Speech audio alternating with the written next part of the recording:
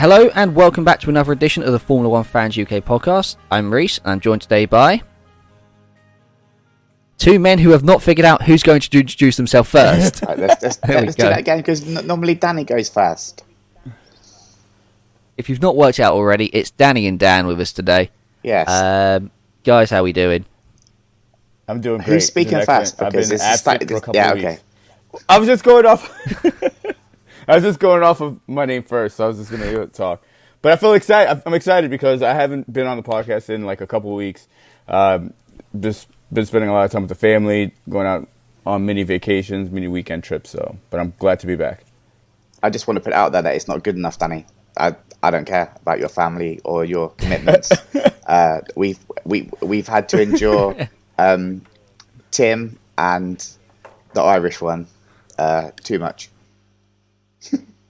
Northern Irish, we can't. Oh, sorry. We have to remember he's Northern Irish.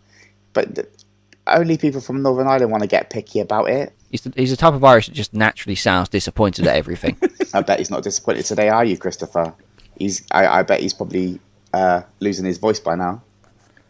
Oh, he's having a great time over there. Yeah, he probably doesn't have a voice left after today, which is good news for all of us. But bad news for Dan. He's going to be recording a special episode with him tomorrow. Yes. Anyway, we'll get into reviewing the weekend, starting off with the reshuffled qualifying, guys. And I mean, what were your thoughts on it? Start with Friday.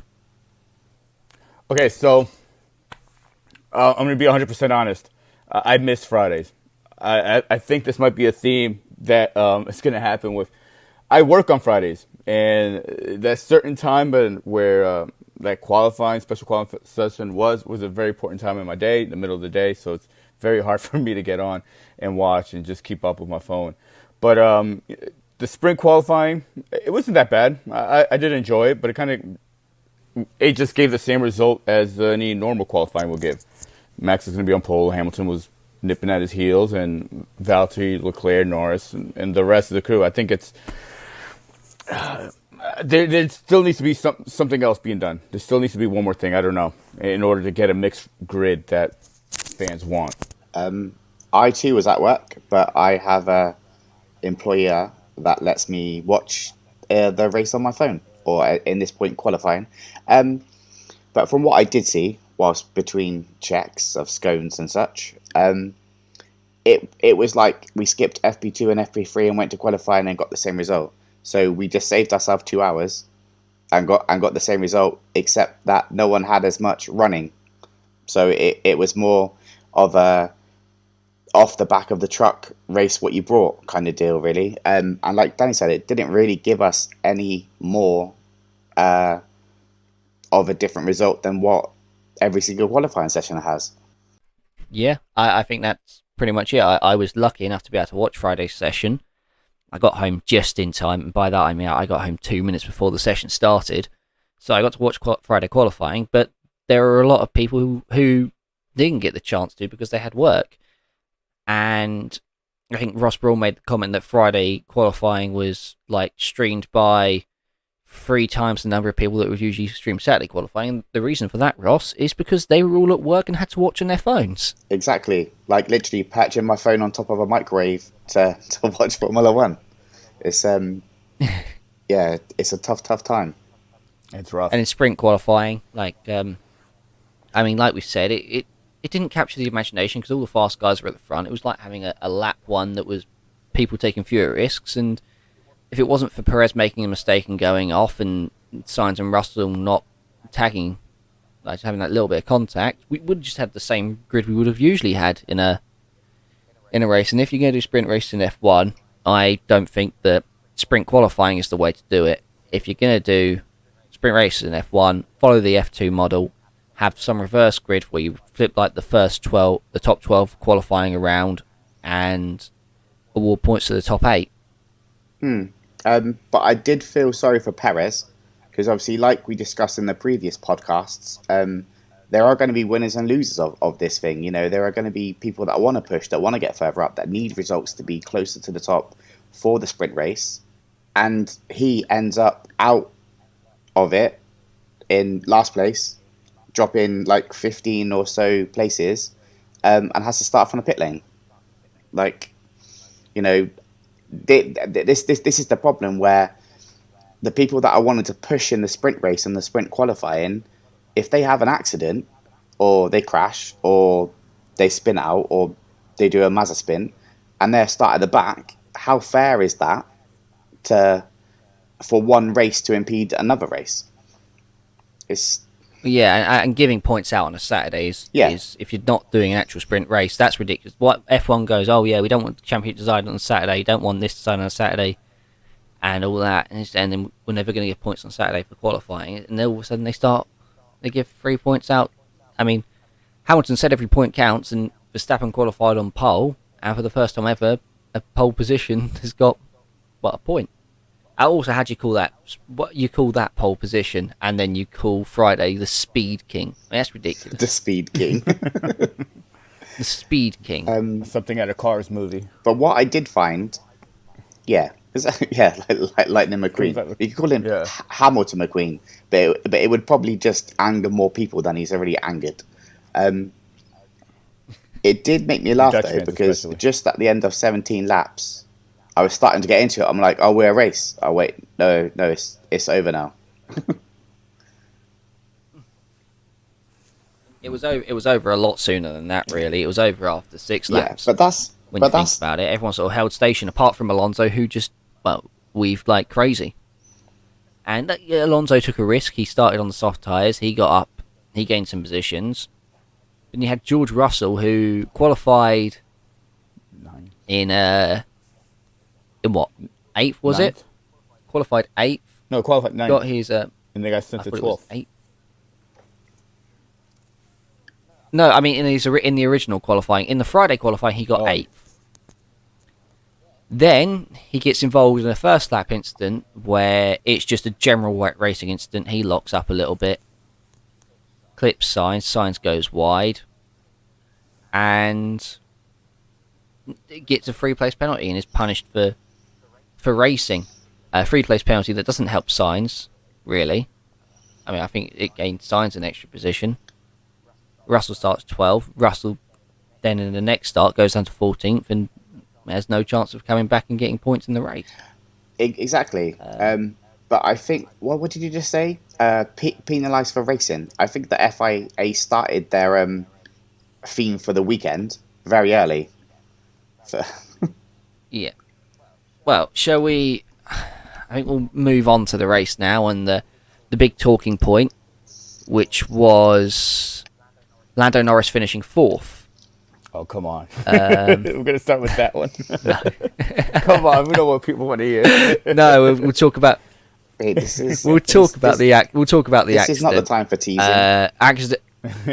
Accident, which we can call it an accident because it does imply that no one was to blame, because no one was to blame, and I think that's what everyone thinks. Anyone with half a brain that still works thinks that there was no one to blame for that. It was a racing incident. Maybe you can put more fault on Hamilton, but he did not do it on purpose. Who goes into a corner at 160 miles an hour and goes, you know what would really help me here? Having a crash. Rosberg would, just putting it out there. But other than that, no. But Rosberg always did it slower. Yeah, true. Yeah. Rosberg always did it slower. Like, I'm just gonna not turn at 30 miles an hour. Yeah, but I'll let Danny go first. Danny. Well, unfortunate about the crash, but I think the first thing I commented on Discord was, I'm just kind of glad that Hamilton was aggressive in that corner, and you can see throughout the first lap, turn 1, and then going to Wellington, go Brooklands. He was on his heels the whole time. Hamilton was very aggressive. I love that way he went wide on Brooklands and squared himself off really well to get a really good run on Copse. It was kind of like Bottas did in 2019 when he came back at Hamilton. Hamilton did the same thing. He learned his lesson and he went for it. He went on the inside, stuck it in there. This is what people want to see. This is exactly what people want to see. Wheel-to-wheel action, and then we get rewarded. We get penalized for this. Well, fuck Christian Horner, honestly. His whining, his nonstop whining it's like a hot spear in my ear. We called Christian Horner, well, we call Red Bull the worst winners in Formula 1, like how smug they are, but they're the worst losers as well. It's just like Marco wanting him banned, Horner saying, "Oh, this is like it was dangerous. It was dangerous driving." It wasn't dangerous driving. Dangerous driving is if he was looking for the contact. He wasn't. You could tell. I mean, they both went into a corner. Neither left each other enough room, and they crashed. I mean, the 10-second penalty, when you think about it, is fair because when you look at other situations, it don't matter if it's at the front or if it's back. That should be not part of any context whatsoever. If you have a crash in the last couple of seasons and you've taken someone out, regardless of how harsh it may seem, you've got a 10-second penalty. Raikkonen lost control, took out Russell in Germany last year, 10-second penalty. Yeah. Last season at Bahrain, the first Bahrain, Kvyat collided with Stroll, flipped Stroll over, even though Kvyat had really nowhere to go. He just went a little bit deep into a corner, but Stroll turned in, Stroll got rolled, Kvyat got a 10-second penalty. That seems to be the way it is now, and that's if it's a racing incident that has one guy more to blame, and that guy is the guy who gets to continue. 10-second penalty seems what it is, and it seemed fair. See, I just don't agree that this deserves a 10-second penalty because in Imola and Barcelona, Max forced Lewis to basically just give up the corner and continue to go on and win. But at what point does Lewis just keep letting him bitch him? You know what I mean? At what point does he get aggressive and come back? It's got to happen. And you look at the two different people that he tried to overtake on that corner.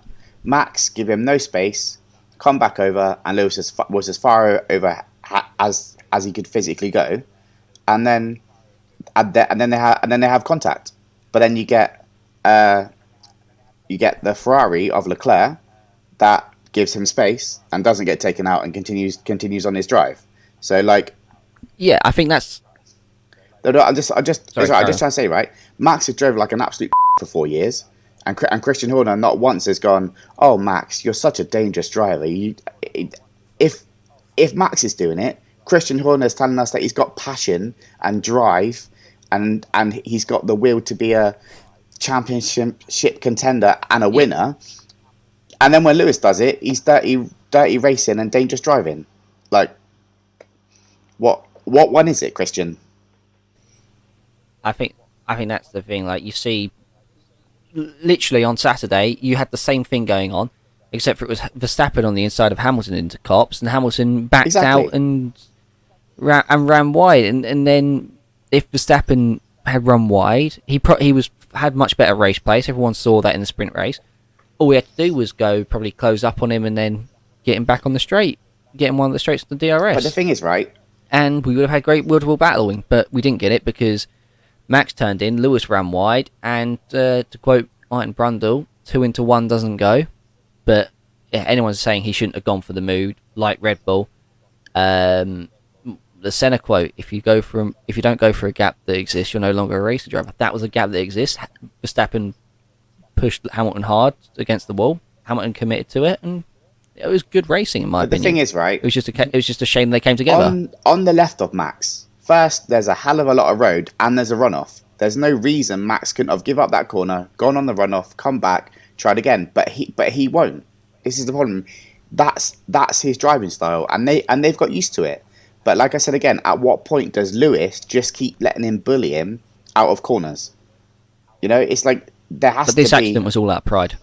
Yeah, exactly. At what point does Lewis go, right, Max? Enough's enough. I've give you room. You drive like a twat. This is your consequence for it, and then get a 10-second grid penalty, a 10-second penalty, and still come back to win the race, and then get called. Yeah, that was and then get called disrespectful for celebrating the race that he's won. It's just the problem with Red Bull is, like we said earlier, great winners and horrible losers. They just can't admit that Max is wrong.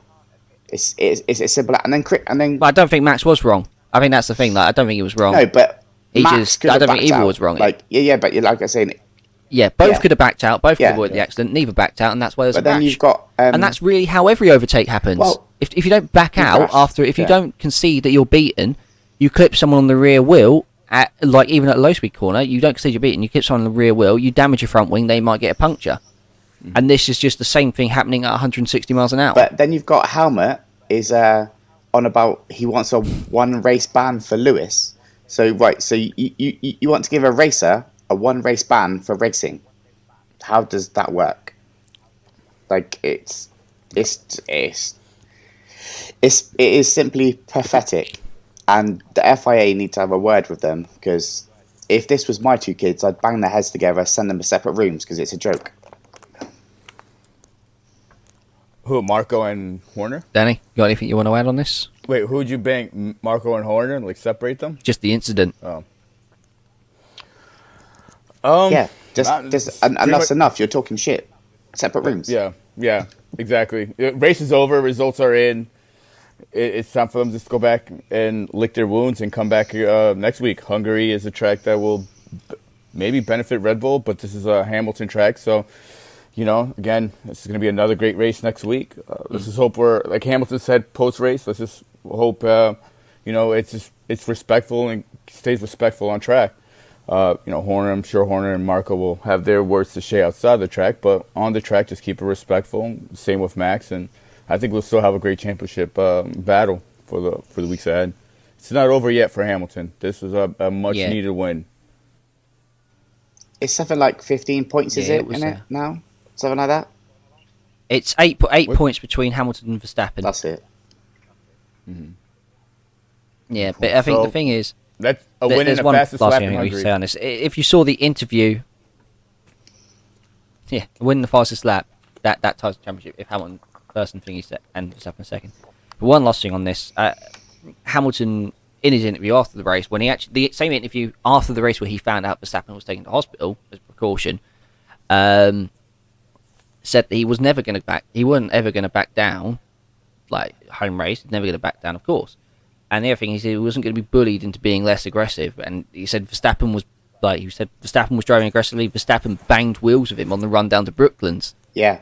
So and he even brought up the footage of like the old footage of like racers banging wheels and stuff. It looks really cool, but he said like when you're doing 160 mile an hour, it's not that cool. It's like, but it did look good. But yeah, well, they touched 3 times in that opening lap. Turn 1 on the run down to Brooklands and into Copse. And yeah, but third time was unlucky for Verstappen. But how quick was that Mercedes though? It's like tucked up behind that Red Bull, like taking those corners wide, squaring it up. That is how you do it. That was like, and the undercut and stuff on him, like the cutback, amazing driving. He would not let Verstappen get back on the racing line to drive away. No. That was some quality racing.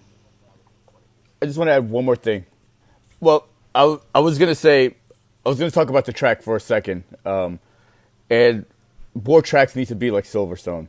It's not because it's my favorite track, and it's for a reason. You can have that wheel-to-wheel racing from the first half of the race. You saw that in Alonso's sprint qualifying yesterday, where he came back when Ricciardo passed him. He was still coming back at Ricciardo, and there was still wheel-to-wheel. This is what tracks need to copy, the future tracks for F1. I just wanted to bring that up. I know we always talk about racetracks and boring race and stuff like that, but this is another great race just because of this track, I believe. It was just missing one thing, the rain, because it is way too hot. I would have liked a rain race. Well, I think that's yeah. I think we'll quickly do the sponsorship and then we'll move on to actually review the race. We'll go through all the teams. So with that, we'll say, guys, once again, this podcast is sponsored by Apex Tracks, 3D printed track wall art. To get your 3D printed track wall art, head to apextracks.com. That's apextrax.com. Also, thank you again to Apex Tracks for supplying the competition prize, which was the winner will be contacted on Monday. Whatever Monday is, I don't even know. Monday the 19th. Monday the 19th Freedom of July. Day. Yeah. Or Freedom Week. Freedom Day. Someone's going to have an extra good Freedom Day in the UK because they're going to get told they've won track art. But with that, we'll move back onto the race. Start Mercedes. We of course talked about the crash. Let's talk about the actual recovery drive. Hamilton. Oh god, that was good. That was very good. That felt good. It felt good to do that. It felt him good coming back from the. He didn't come. Well, fortunately, he didn't have to go far back, but he just had to stick with Leclerc the whole time and served his penalty.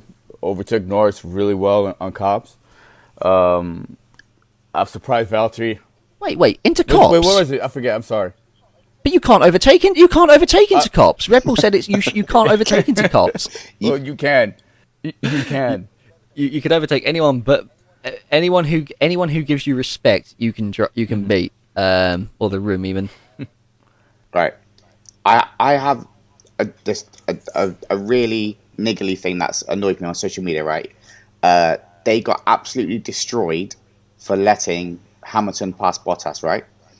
But Ricciardo let Norris by in Imola.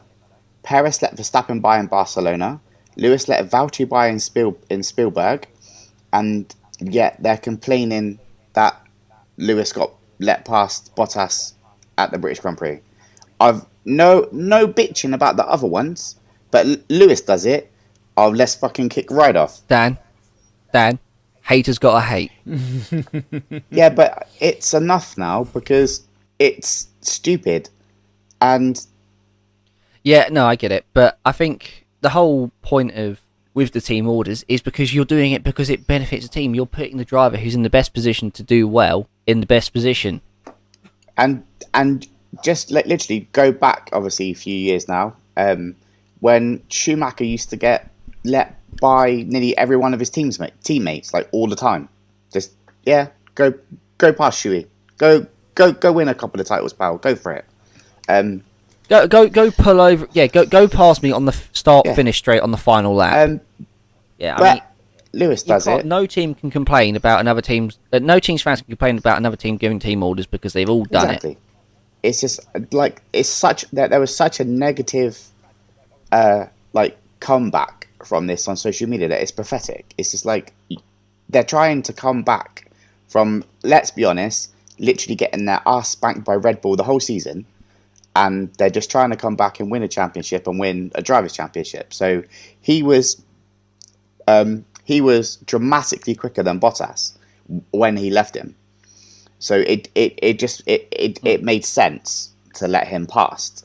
But it's really annoying that it's such a negative comeback from it when it's just a truly business decision. Yeah. It really annoyed me.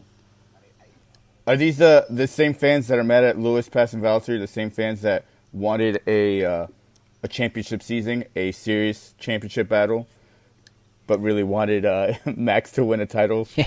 Is this, those people that really wanted, I want a championship battle on title Hamilton. I want a proper fight. No. Come on. I want a proper fight. I want a proper fight, but only if my favorite driver wins. That's not how you. You don't get both. I've just had a brainstorm, right? What if we do the same as we did in 2016? Let him win one, and he might piss off. Like, we could do that.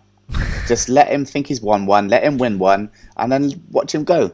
I don't think Verstappen would give up the same way Rosberg does. Go, yeah, I got one. That will do. Yeah, I've won, and I say won in commas because I really don't think he won, but he won the championship, and then suddenly says that he has to leave for family commitments, but three weeks later he's back in the F1 paddock on TV.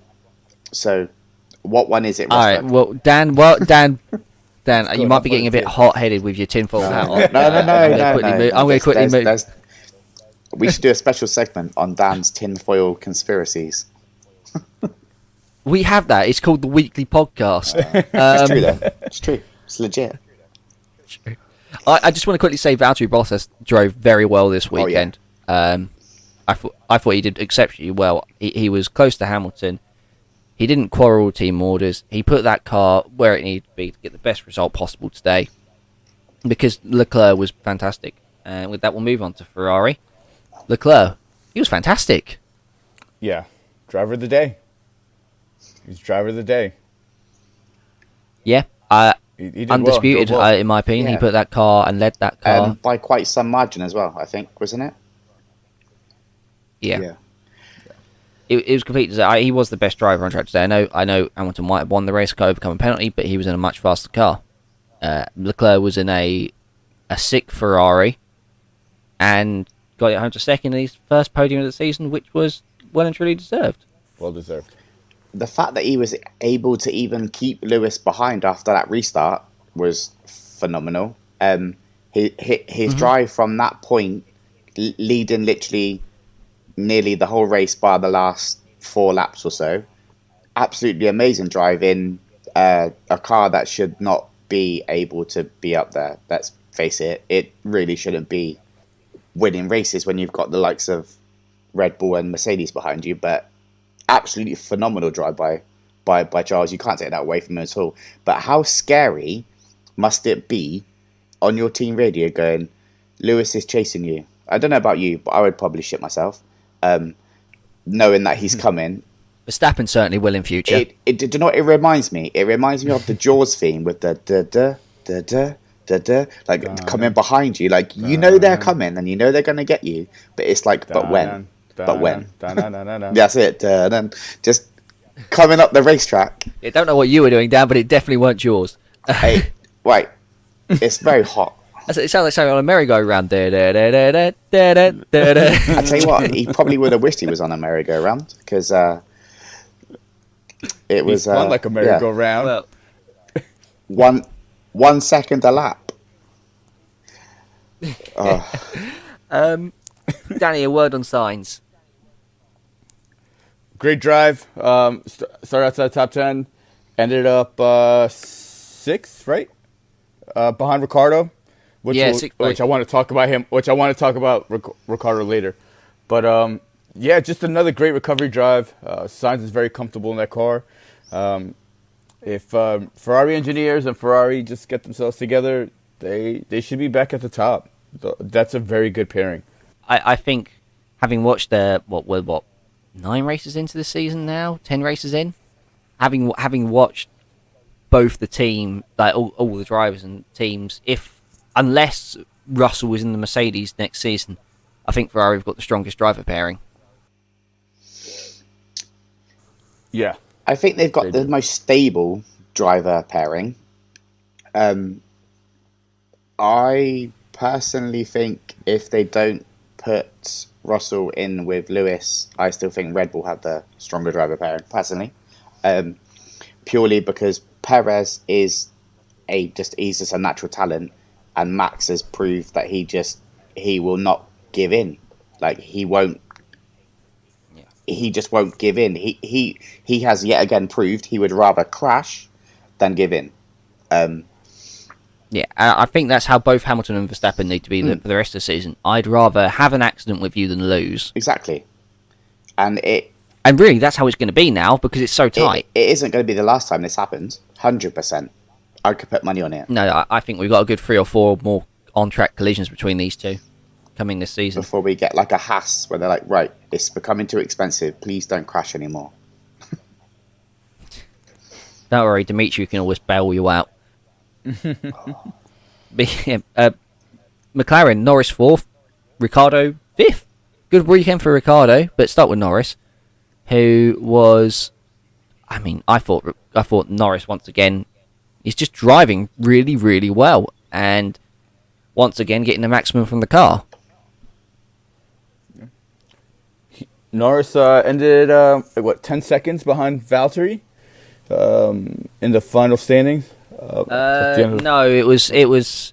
Well, he was 28. 17 seconds behind Valtteri at the end. Oh, yeah. 17? Okay, my bad. 28 seconds off of Hamilton. 17 off of Valtteri. Misread that. Yeah, it was still a good race, but I just want to talk about Ricciardo. Norris had a great race, but Ricciardo's highest result for him. Just it's good to see this guy have a good result. I hope this starts him off, and Hungary is a good track for him. Should be a good track for his kind of style of driving. I just hope it just starts something off for him. A little comeback redemption. Yeah, I hope so too. And I think Ricciardo has often gone well at Hungary. Of course, he won the great race there in the wet, dry conditions. So, yeah, it'd be interesting to see how he gets on. Yeah, both drove extremely well, but I did think Ricardo was going to catch Norris. I really did. I thought it was I mean, he coming. was around 14 seconds behind him at the end of the race, but No, he was 1 second behind him, wasn't he? no, he wasn't. Norris plus 28 seconds, Ricardo plus 42. Yeah, it was like 1.4 seconds behind him. 14 seconds, not 1.4. No, 1 decimal place. It's him. No, Me yes. and Dan are Right. looking at the same. I'm reading it here. Standing sheet. We're looking at the same standing sheet. right. On my sheet, For reference, we're all holding our phones up to the camera Right. now so we can look at what each other's phone says in reverse. right, it says Norris, 42 seconds. Wait, no, don't, no, right. Cut this bit. Man can't read. Cut this bit. There we go. Proof that Dan can't read. No, it's very small screen. Further proof, Dan is also old. Oh, I'm not old. So you're so rude, Reese. So rude.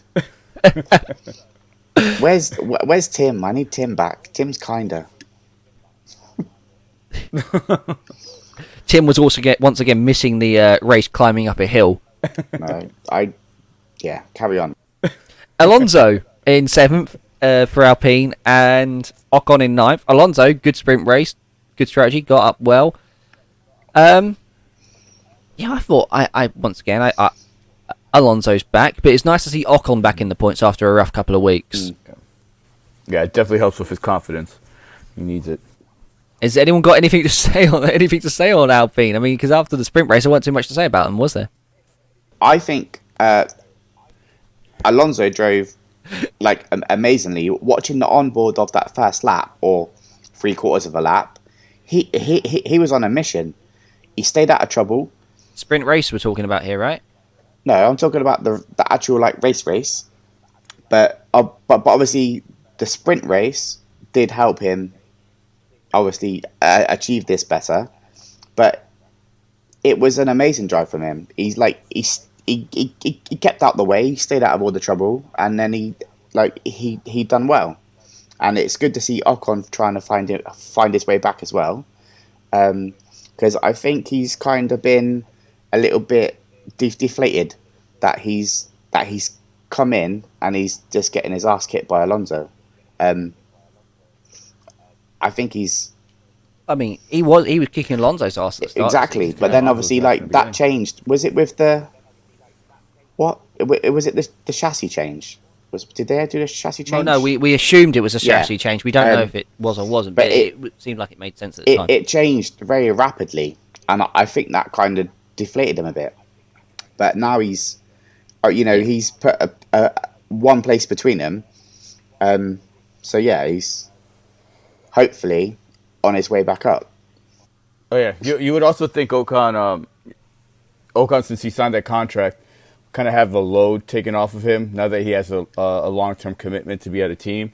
But yeah, I guess it translated into nerves and making, just not having the pace or just mistakes. Where now to see this result for him again, just like Ricardo, now it's time to turn the page and just keep moving forward. Yeah. Moving forward to Aston Martin, Lance Stroll 8th place. Sebastian Vettel did not finish. Stroll sort of had an anomalous race from what I saw. I only really saw him when Alonso came out the pits. Yeah, they didn't really do a lot. They kind of just kept themselves to themselves, kept going around and just see what happened. They didn't really push. They didn't really do anything. The most exciting thing that Aston Martin done was spin, and I think Vettel was just becoming. That was a weird one. That was the old set Yeah. spooked spin, wasn't it? He's like, oh, Alonso's on the outside, and then just dropped it. It brought me back to when he span on the yellow flag or safety car, wherever it was, when he span off on that. It's just like there was absolutely no need. Yeah, I don't remember Vettel ever spinning behind the safety car. In my one with Chris tomorrow, I will find the race and find out exactly when it was, because as much as my ramblings are much nonsense, this one I believe to be true. So I will find the facts and we will come back. I will not take any more time up on the podcast. Moving on to AlphaTauri, 10th place Tsunoda, 11th place Gasly. Dan, you want to get back on the Tsunoda hype train? I do, but I just think they kind of got a bit lucky today, if I'm honest. What, with Gasly's puncture? I just don't think... Like moving him back up? I just don't think it was an amazing drive from either of them. You know, they weren't making amazing overtakes. They weren't pushing very much. They kind of just did their own thing, and they managed to come out in 10th and 11th, which... I think Gasly was comfortably in the points, and he got that late puncture. But I do think he done well to get back up with Tsunoda, considering he had to have that extra pit stop, and he was only 3 seconds behind him, so that's not too bad, to be fair. So yeah, okay, maybe I'm a bit harsh on Gasly, but on a whole, you can't be too harsh on Tsunoda, right? Because I mean, he got a point. Exactly. It's just, it seems a lot of the action today, it's just after that crash, it just kind of went a bit meh, didn't it? Yeah, I was gonna say I'm still not getting on the Tsunoda hype train. We had Vettel, Max, Perez, 3 drivers that are regular in the points. They were out of the top 10. We had Gasly, the late puncture. I think Yuki was just in the right place at the right time. There's not much more to say about that to break people's hearts. It doesn't matter who went out. You don't get points if you don't win. You've got to keep your car on the track to win. Well, you do get points if you don't win. You get points if you don't win but finish in the other top 10 positions. Wait, what? You said you don't get points if you don't win. No, mate.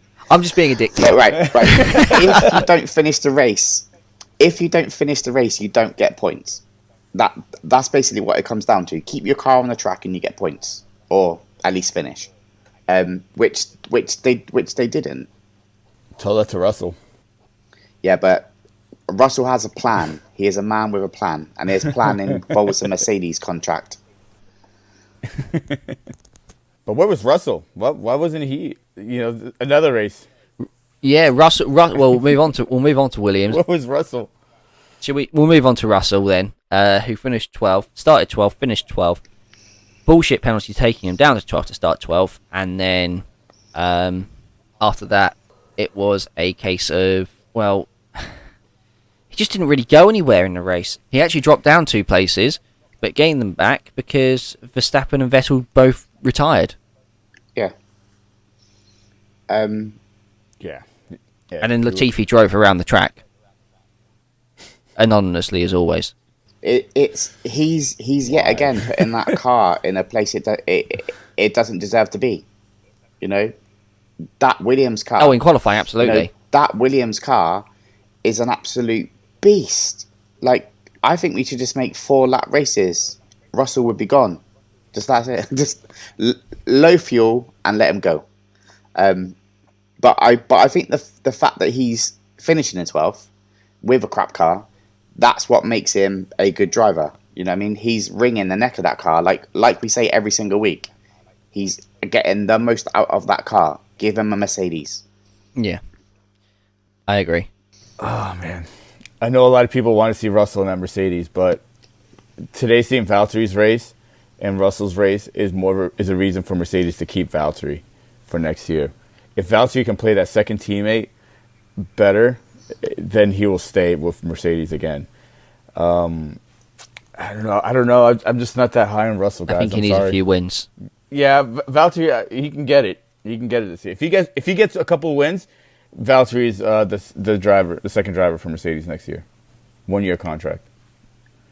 We'll go on now to Alfa Romeo. Giovinazzi, 13th, pretty anonymous, took part, drove around. Raikkonen got in a scuffle or 2. He had a nice battle with Alonso, which he lost out in, and then he had a nice battle with Perez, which he got spun around in, but no penalties were given for that.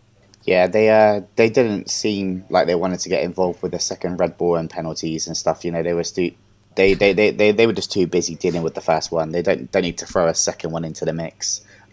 let's just call it a racing incident.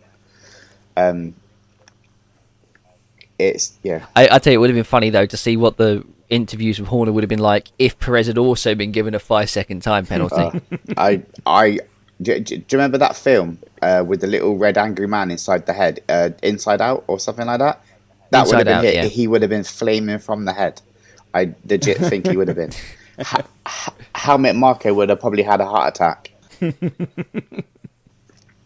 Yeah. So we'll go on to Red Bull. Perez, his only real contribution in the race, because I mean he started last, he got up towards the points, realised he wasn't going to get in the points, so Red Bull just went, okay, pit and just take a point off Mercedes by getting the fastest lap, even if it means you won't get a point. The consolation prize. Pretty much. But did he get the fastest lap point though? Yeah, he got the fastest lap. But he did. I thought you could only get the fastest lap point if you're in the top 10.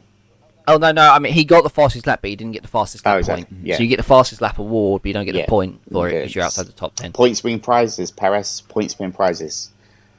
I mean, stopping someone else getting points, it still helps. Yeah. It's one less point Mercedes gained. But I just don't think that Red Bull Racing can take away with this being happy going, oh yeah, but we finished above Haas. Fucking well done. You can't really celebrate that, no. You can't. But we'll move on to Haas, and by that I mean there's not much to say. But Danny's getting excited about something. Danny. No, I was gonna say I have something special for Dan's his conspiracy theories. Was it 3 laps left? Perez and Raikkonen got into that little bit where he spun Raikkonen and club corner, where Leclerc and Hamilton were like less than half a lap away. I know where you're going. Maybe start a safety car there or something. With 3 laps to go, it'd be race over. That'd be Leclerc's win. No, you see, I was thinking. I don't know if anybody's mentioned that. I had a little bit of a thought of that, but I thought he wouldn't do that. Would he? I thought you were going somewhere else. I weirdly thought that. That's such a good conspiracy theory that Dan didn't get it. This is weird. That didn't click actually. This is probably my finest conspiracy. That is a good one because we know how long the FIA likes to have safety cars on the track. That's true. But I'll show that sponsorship. Yes. But if they had span properly and not installed, they would have had to clear that car, and that would have been a safety car or at least a VSC. And you're right, Danny. The Ferrari would have won. I feel very bad that I didn't actually click on that, Dan. All this time with Trump in your country has made you sketchy. You're seeing conspiracy theories everywhere. There were so many ways to benefit Leclerc there at the end. And, just the strong conspiracy. It's just a conspiracy, I'm just saying. And with that weirdness, we'll quickly move on to Haas. Just say that the only thing noteworthy about Haas this weekend is that Mazepin beat Schumacher. And, I mean, no one's got anything else to say about that, have they? And they beat Max. Yeah. And he span, which is, it does make me giggle every time he spins. Oh yeah, he span in the sprint qualifying. Like he just whenever he spins, it's like, do you know when the waitress or whatever drops the glass and it smashes, everyone goes, "Yay!" It's one of them moments. It's like it's going to happen, and it just brings you all together as a community. That's literally it. You just gave me a flashback there. of a manager running back like, "Stop fucking cheering."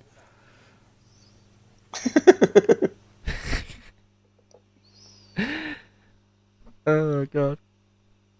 With that, guys, I think we'll wrap it up. Once again, thank you very much for listening.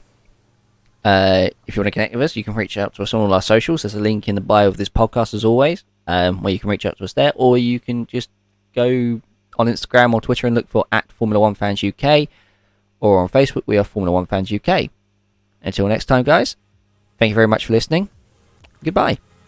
Bye. Check out our shop. Buy and check out the shop, yeah. See you later, guys. Check out the shop. # check out the shop.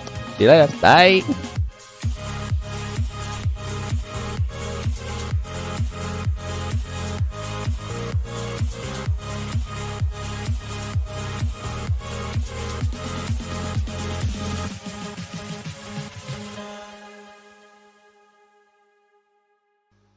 That's just. Oh, where's he gone now?